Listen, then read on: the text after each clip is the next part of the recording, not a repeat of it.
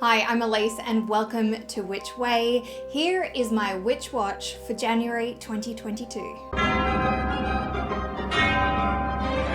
There was no December wrap-up as I touched on most of those in my Christmas Witches video, which you can go and check out. I will link below. So I've got quite a few recommendations this month and I've decided to add a star rating system. I am pretty easy to please, so it is out of 3.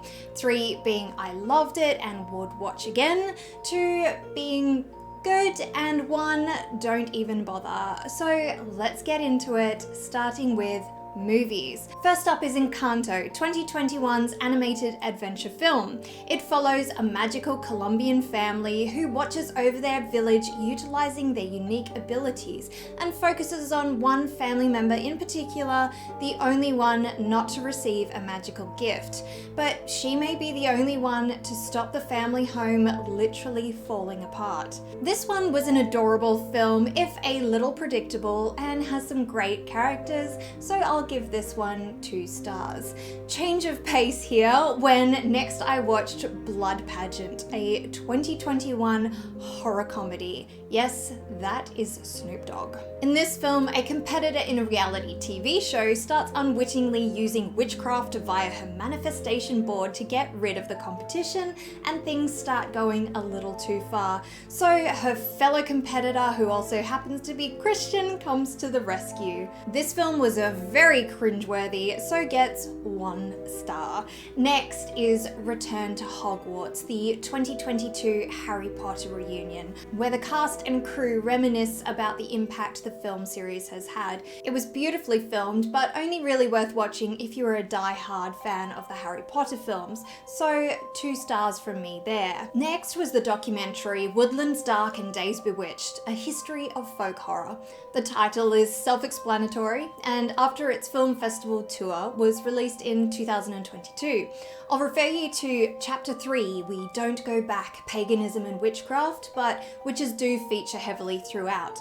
This was also beautifully presented, so for that I give it 3 stars, though with a runtime of over 3 hours, it could be a 2 star for some. I also watched the films based on the H.P. Lovecraft story Dreams in the Witch House for my review of the upcoming 2022 film H.P. Lovecraft's Witch House, and you can check out my witch lore review on that one for more on those, which I will link below. I also wanted to mention the amazing rock opera inspired by Dreams in the Witch House. I'll link it below so you can check it out yourself.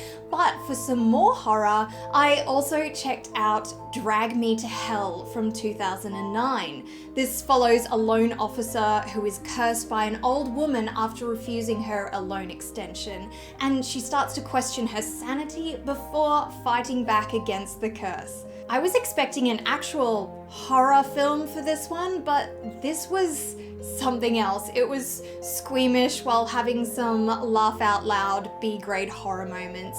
If you're a fan of horror, this film might get a 2 star, but if not, it's probably a 1. The Last Thing Mary Saw, a queer horror drama released January 2022, also caught my attention. Set in the late 1800s, it opens with a blinded young woman accused of murder, and witchcraft is briefly mentioned.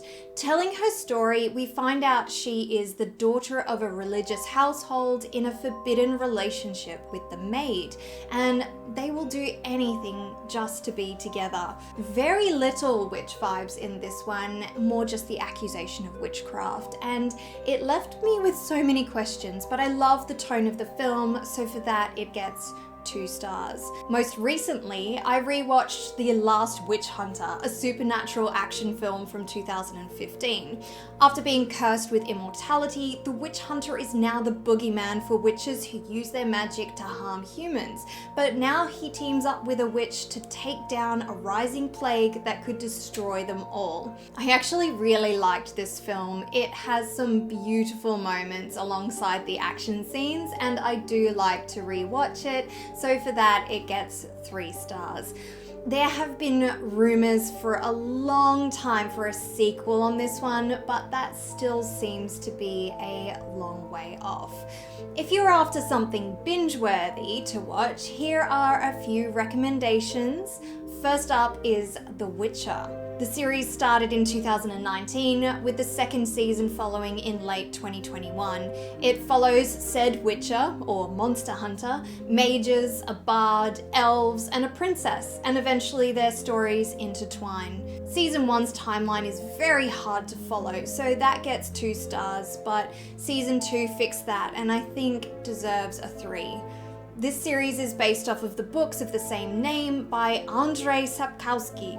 Yes, I know I said that wrong, which I have yet to read, but draws inspiration from monsters of folklore. The Deathless Mother from Season 2 is of course my favourite, being inspired by Baba Yaga. Continuing the trend of book adaptations, A Discovery of Witches, the supernatural drama, has come out with its 3rd and final season in early 2022. This story takes place in a world of creatures who live among humans. Vampires, demons, and of course, witches. This might have been a 3-star had I not read the books, so I'm going to leave it with a 2. Season 2 gets a 3 stars, but Season 1, again, I felt was lacking a little, so 2 stars again for that one. I have done 2 videos covering the witch lore across all 3 seasons, and I will make sure I link those below if you would like to check them out. Now for something different. Archive 81, a supernatural horror mystery series released early 2022, it follows an archivist hired by a mysterious corporation to restore fire-damaged videotapes at a remote location.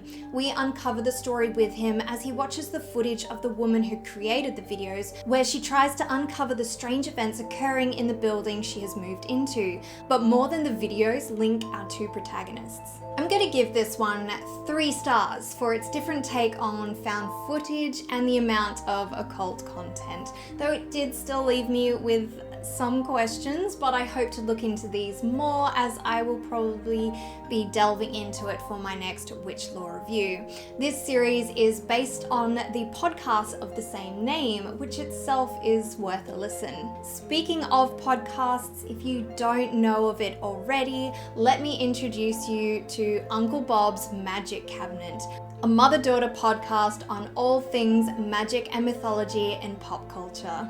Those are the words you will hear in the introduction to this podcast, and it perfectly sums it up. Lee and Laurie share their honest opinions, whether it be to recommend something or if it is a quote cinematic piece of trash.